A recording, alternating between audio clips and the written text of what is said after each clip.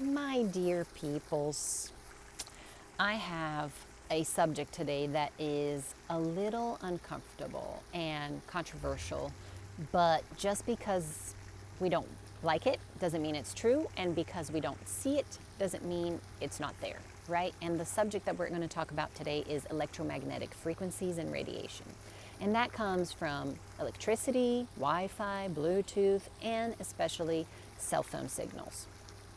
And I've been hearing this during all my training, and I've been reading about this, and I just chose not to really dwell on it very much because it's inconvenient to me. I really like my gadgets, but I feel it is my responsibility to transmit information if I feel that it is true. And I think there are enough studies to prove that electromagnetic frequencies are a harm to our health. And the extent that you want to act upon this information, it's up to you. So, what has been proven that it causes, or has been strongly suggested, because it's not definitively proven yet, strongly suggested that it causes genotoxicity. What does that mean? Toxicity to our DNA, to our genes, because of oxidative damage, cancer, blood-brain barrier leaks. So in our brains, we have a blood-brain barrier that separates the lymphatic fluid, cerebral spinal fluid, from the blood. And when it becomes leaky, just like our intestines, stuff starts to go in and out. So they've seen that in rats, albumin was coming out, which means that toxins that shouldn't be coming in, would probably be coming in as well. And that has been shown to be linked with memory loss, learning disabilities, neuronal activity disruption. So the neurons are not communicating as much, so that could lead to cognitive decline and all these cognitive issues. And also EMFs, for short, interfere in neurotransmitter activity. So neurotransmitters are those chemicals that your brain produces and that tells your body to do certain things. So that is disrupted as well. And it decreases DNA repair. So it causes DNA damage, but thankfully our body has many mechanisms to repair this DNA. The problem is that EMFs also decrease the capability of our body to repair the DNA because it disrupts the pathways that the restoration pathways of this DNA. And this happens, the DNA repair happens mostly at night, and that's when we should be most concerned in decreasing our exposure to these waves and these signals and these frequencies, so that we can give our bodies a chance to repair from all the damage during the day, because we can't avoid, there's cell signaling going through me right now and electricity going through me right now, and there's really not much I can do. But there are things that you can do in your personal life, and we will talk about that later. So the World Health Organization has classified EMF and EMR, so electromagnetic frequency and radiation, as a Class 2B carcinogen, which means it is a possible carcinogen. And this would probably tell you that there is evidence, and they're just not bold enough to classify it as a carcinogen, because the industry, guys, is very rich, and they will squash every kind of research, and they will produce research of their own saying that it's perfectly okay and it doesn't harm anybody, unfortunately. So one of the guys that studies this, his name is Carlos Ritter, Ritter, and he's a Mexican, and he has measured that 30 electron volts is enough to damage the DNA of a person. And a regular household has 250 electrovolts. So we are exposed to a lot just in our houses. And cell phone signals are the most dangerous type of EMF. So there's Wi-Fi, there's electricity, there's Bluetooth, but cell phone is the most dangerous. So I guess that's where you have more room for improvement.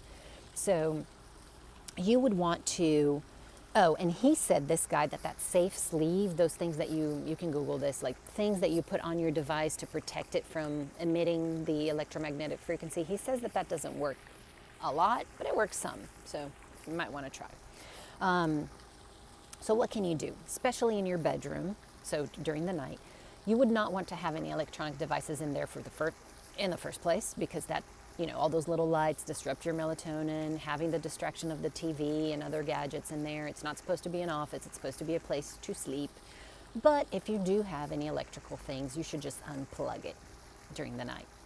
Your Wi-Fi router should not be in your bedroom, and as a matter of fact, it should be as distant from your bedroom as possible. You can put your cell phone on airplane mode, and preferably just leave it charging outside of your bedroom. But if you for some reason need to have it in your bedroom, just keep it not under your pillow, keep it away from your head in airplane mode during the night. Don't wear your cell phone on your body, so like this or to your head. You use these things. Don't wear them in your pockets all the time. I mean, to go from one place to another, it's fine, but like don't have it on you all the time. I was always putting them on my sports bra when I was working out. No bueno, I'm not going to do that anymore. So when using cell phones, use plug in so you don't have it to your head, because these little things right here, I love them and I'm not going to get rid of them, but I am going to use them much less frequent because it's just something emitting waves inside your skull.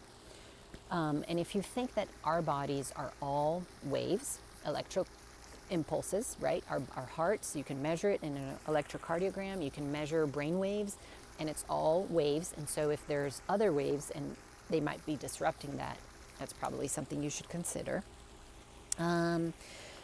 So the babies, it's very important to know that children, small children and babies have very soft and thin skulls. So the physical barrier is less and they're more vulnerable. So definitely not have a Wi-Fi router inside the baby's room, not have one of those monitors that are Wi-Fi monitors right next to the baby's head. And if you have any other gadgets, who knows, I don't have children, so maybe there are gadgets that you put like right there in the crib that are emitting stuff in your baby's brain, so probably you want to not ditch those. And then just a side note here that these things, just because you can't see them doesn't mean that they're not true, right? So when Joseph Lister decided that they had to wash hands and sterilize equipment before surgery, people thought it was crazy because they couldn't see the bacteria in any surfaces. And so it's the same principle here. And I know it's uncomfortable to accept because we love Bluetooth everything. We have Bluetooth on your watches and we just love our gadgets. I do. I love my gadgets, and it's an uncomfortable subject, but it's something that if you're willing, I'm giving you the information and how to address it. And another thing, well, going all in, these people that study this, they actually go to the switchboard in their house and actually turn off all the switches except for the refrigerator and the air conditioner or heater. So that's an extreme there. If you want to do it, by all means. There are sheets that you can put on your bed. There are like coverings around to make your bed like a safe haven, because again, the nighttime is the most important time for you to reduce this exposure so that you give your body the necessary environment for it to be able to repair all that damage that occurs from you just living in these waves, swimming in them all day long. NAD is a supplement that you can take that helps with this oxidative damage and stress. Fasting is also a good strategy because fasting and sauna, for example, it turns on autocorrect and repair pathways in your body. So this is strategies that you can apply.